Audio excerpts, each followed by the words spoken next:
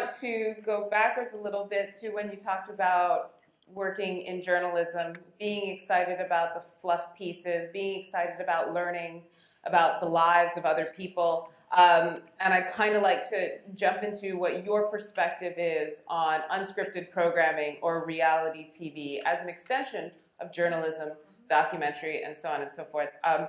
As a theorist, I have a couple quotes, and hopefully I will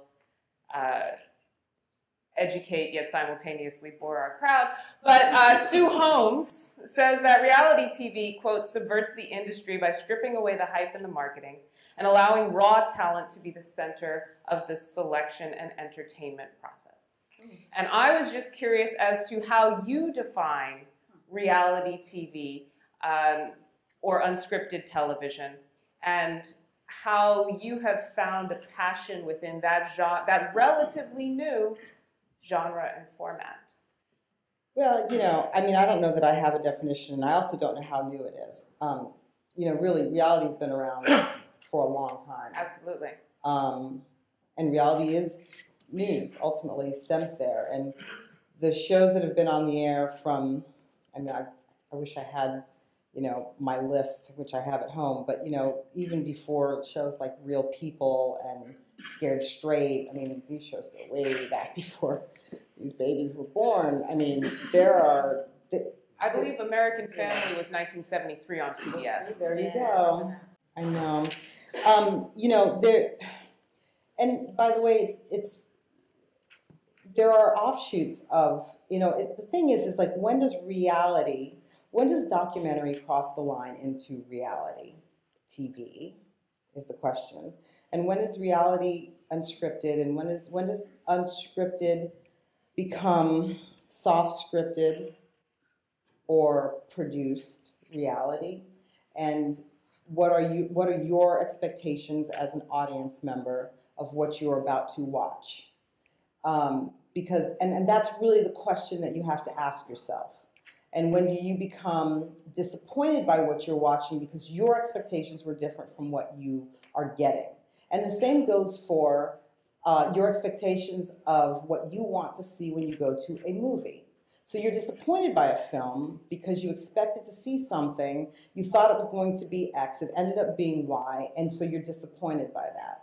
So you go to see a superhero movie, but it wasn't quite the superhero movie that you wanted. More special effects out of that film, and it wasn't there. It was more realistic than you expected, so you're disappointed. Thereby you're disappointed.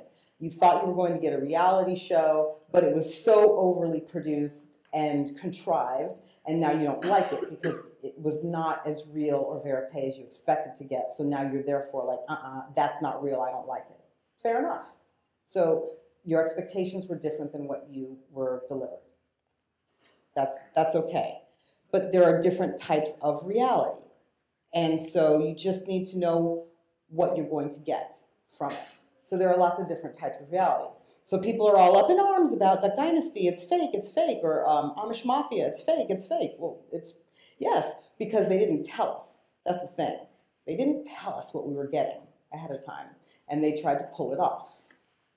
And then they had to go backwards in time and then tell us that, you know, and I think Amish Mafia actually did put up some sort of disclaimer card that says some of these scenes are recreated to protect blah, blah, blah. Okay, whatever. But, you know, some people bought it, some people didn't. Some shows are very upfront. They hang a lantern on their how much is produced and or contrived, and then you feel a little bit okay with that. You're okay with that. Some shows are much more natural and verite than others, and you like those shows. Now, time itself is conflated on these shows in certain ways, and everybody seems all right with that. Every edit is a lie. Period. Every single edit is a lie because it's taken out time somewhere. It's truncating it. Reality TV, the beauty of reality originally anyway was the intention of it was that it was less expensive to produce. It allowed us many more cameras. You know, these house reality shows, some of them have 35 cameras, you know. They used to anyway. I don't know if they're doing things a little differently now, but. So then how do you define reality TV? How do you define unscripted television? And most importantly, what I'd like to get at is, what do you think is special or unique about the genre that you work in? I love the voices. I love seeing people's transformation. I love the stories. I love being able to be fresh and do something different. I love when there's something special that I haven't seen before.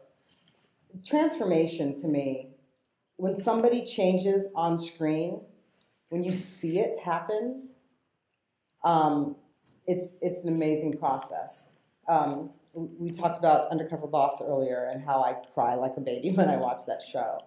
And I'm usually moved for not just one person's transformation. There's usually, the boss is often touched in some way when he or she realizes that they've never had an opportunity to actually get inside the minds and the homes of the people that work for them.